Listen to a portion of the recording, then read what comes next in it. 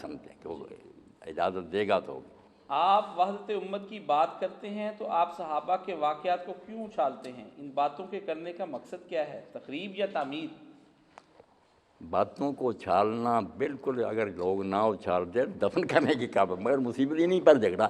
یہ باتیں نہ میں بیان کروں آپ کے پلے کیا پڑے گا؟ یہ جو بریلوی اور سنیوں کے اختلاف ہیں دیوبندی وغیرہ، تو یہ تو جانتے ہیں ہم، شیعوں کے ساتھ اختلاف تو ان صحابہ کے واقعات پر ہی۔ اس میں ہم ان کا عذر نہ پیش کریں کہ وہ کیوں برا کہتے ہیں، اپنا نہ عذر پیش کریں کہ ہم محبت کیوں کریں، پتہ کیا چلے گا کہ ہم ان روایتوں کی وجہ سے محبت کرتے ہیں، ورنہ حضرت عمر ابو بکر ہمارے کوئی رشتہ دار نہیں ہے۔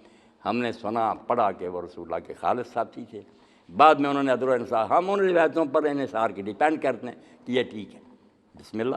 وہ لوگ ان روایتوں پر بھروسہ کرتے ہیں جن میں ان کے ظلم لکھے ہیں، وہ آپ دیکھ رہے ہیں، میرے اچھالنے کی بات میں کتابیں نکال دوں گا کہ پڑھ لو، وہ بھی لکھی ہوئی ہے۔ یہ صرف عذر ہے، اپالوجی ہے کہ شیعہ کا عذر کیا سنی ہوگی، یہ کوئی نہیں کہ وہ باتیں ٹھیک ہیں۔ مجھے اگر رائے بھی شک ہو کہ یہ چیز دلیل ہے، میں نہ لعنت کروں، میں سمجھتا ہوں کہ یہ جھوٹی ہیں، مگر وہ تو میرا علم ہے نا، دوسرے کو میں مجبور تو نہیں کر سکتا۔ اگر وہ کہتا نہیں یہ کتابیں جو بخاری اس کی بجائے اصول کافی زیادہ معتبر ہے، تو ہمارے پاس کوئی وحی تو نہیں آئی کہ ہم ضرور اس کو منوا دیں۔ وہ بھی عالموں نے لکھی ہے، یہ بھی بات سمجھنے کی کوشش کریں کہ آگ بجھانی ہے، یہ نہیں کہ اچھالنا ہے، باتیں یہ بیان نہ کریں، پتہ کیا چلے گا۔ اور شیعوں کے اختلاف نہیں، قرآن بالکل یہی ہے، اصول اس میں کہتا ہوں بخاری میں لکھا ہوا، یہ نہیں۔ آپ کو بخاری شریف سے نکال دیتے ہیں کہ سورہ شعراء میں تھا وَأَنذِرْ رَسِيلَتَكَ الْأَقْرَبِينَ کے بعد کہ جو تیرے وقف جناح کا بین المؤمنین۔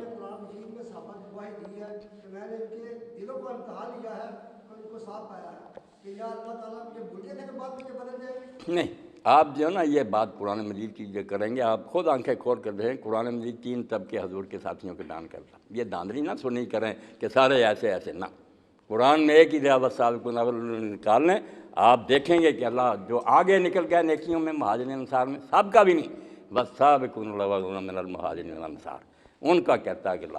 دوسرا گروہ آئے گا وآخرون لا طرف، دوسرا طبقہ نہیں اصحاب کا ہے جو مانتے ہیں، کچھ اچھے کام کرتے ہیں، خیرات و عمل صالح و آخرت، خود قرآن کہتا کہ اچھے کام بھی کرتے ہیں، برے بھی، ان کی کوئی گارنٹی نہیں ہے، اصل اللہ شاید اللہ ان کی توبہ قبول کرے۔ اور تیسرا گروہ منافقین کا بیان کیا کہ رسول تو بھی نہیں جانتا مدینے میں، اور آپ کیوں قرآن سے ٹھٹھا کرتے؟ ایک گروہ کا ذکر لے دیتے، 3 طبقے۔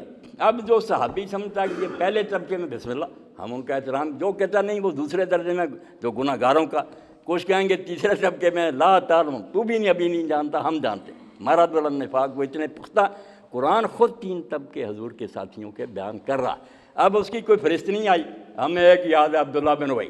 بھائی منافقین تو جنگ احد میں جب آپ گئے تو دیکھتے ہیں کہ 1000 تھا، 300 واپس آ گئے، 300 تیسرا حصہ منافق تھے۔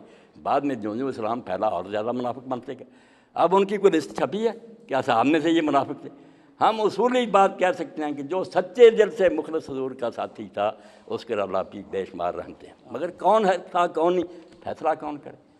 آپ بات کو سمجھنے کی کوشش کریں، جھگڑا نہ کریں۔ قرآن پاک دیکھ لیں، اچھے صاحب کا بھی ذکر کرے گا، بروں کا بھی ذکر کرے گا۔ یہ سورۃ توبہ میں نکالیں، وآخرون خیرات و عملا صالحا وآخر سیئا،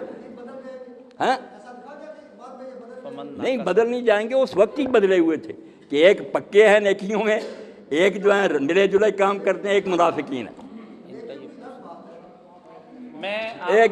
ایک حدیث پاک لو آپ کی تسلی کریے، اے ذرا نہیں مناظرہ نہیں کرنا، بس اس بارے میں ایک آخری حدیث سنا دوں۔ صحیح بخاری میں 8 جگہ ہے اور بہت صحابہ نے اس کو روایت کیا، اس کو ہم علماء اہل سنت بھی مانتے، سارے طبقے کی یہ متواتر حدیث، شخص بدپال۔ آپ نے اصحاب رسول سے کہا کہ تم میں سے ایک گروہ حوض کوثر پر میں ہوں گا، میرے پاس لایا جائے گا، میں ان کو پہچان لوں گا، وہ مجھے پہچانیں گے، گمنام لوگ بھی نہیں، عارف ہوں یارف ہوں، میں ان کو پہچان لوں گا کہ یہ میرے اصحاب ہیں، وہ مجھے ثم یحار بینی و بینک، پھر پردہ ہو جائے گا، میں کہوں گا اللہم ہؤلاء صحابی، یہ تو میرے اصحاب ہیں، رجال ممن صحابنی، یہ لوگ ہیں جو میرے ساتھ ہوتے تھے۔ تو اللہ کیا کہے گا کہ رسول تو سچا ہے، انک لا تدری ما احدث بعد، تیرے بعد انہوں نے جو کرتوت کی ہے پھر تجھے اس کا علم نہیں ہے، یہ تیرے بعد بدل گئے تھے۔ تو حضور فرماتے پھر میں کہوں گا سحقا لمن غیر بعد، جو میرے بعد بدل گئے تھے دور ہو جائیں دفعہ۔ اصحاب چوٹی کے میں پہچانوں گا مجھے پہچانیں گے. یہ نہیں کہا جائے پہلے برے تھے انک لا تدری ما حدث بعد، میرے بعد جو کرتوتیں میں نے کی. تو یہ صحیح بخاری سے میرے بھائی 8 جگہ سے نکال کر دوں گا، آپ پڑھ لیں تم میں سے، اور میں کہوں گا ہؤلاء صحابی. اللہ کیا کہ انہوں نے بعد میں بری حرکتیں کی. اس لیے آپ بس بات کو اجمال تک ہی رکھیں کہ جو ٹھیک رہے رحمت جان پر، جو بدل گیا اللہ جانتا. ہمیں حق نہیں برا برا کہنے کا، ہم یہی کہیں گے جو گزر گیا اللہ انہیں معاف کرے اگر غلطیاں ہوئی ہیں.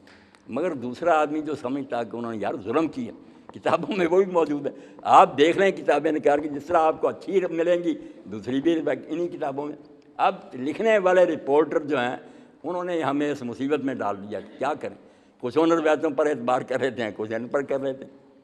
اسلام سے خارج نہیں، ان میں سے کوئی یہ نہیں چاہتا کہ میں حضور کو نہ مانوں، سب حضور کے دیوانے پروانے ہیں.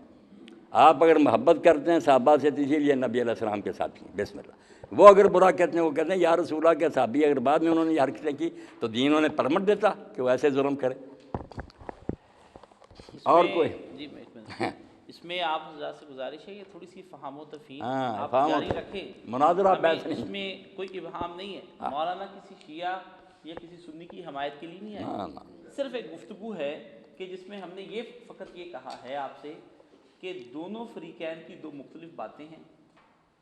اگر آپ تحقیق کرنا چاہتے ہیں تو کتابیں کھول کر دیکھیں، ٹھنڈے طریقے سے بات کریں. اگر آپ چاہتے ہیں کہ نہیں وہ غلط ہے تو پھر اس پہ مخالفت بنا کر خون ریزیاں اور دہشت گردی ہو رہی ہے، جو کچھ آج اختلاف رہنے دیں مگر مخالفت اور جھگڑے نہ. بم برسائے جا رہے ہیں، اسے کائنڈلی اسے ٹھنڈا رکھیں. اسے ٹھنڈا ادروائز آپ کو اپنی اپنی رائے رکھنے کا ایک حق حاصل ہے. بالکل آپ جمے رہیں اس رائے جمے رہیں.